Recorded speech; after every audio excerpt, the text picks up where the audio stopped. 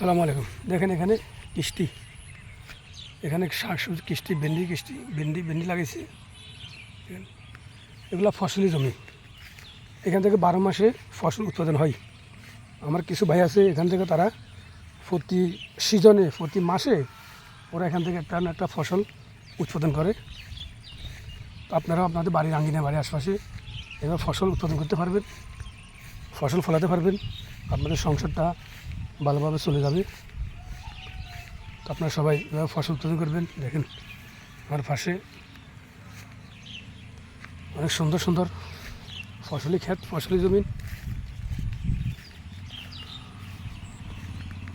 সবাই ভালো থাকবেন এবং সবাই নিজের যত্ন নেবেন, নিজেদেরকে খেয়াল রাখবেন।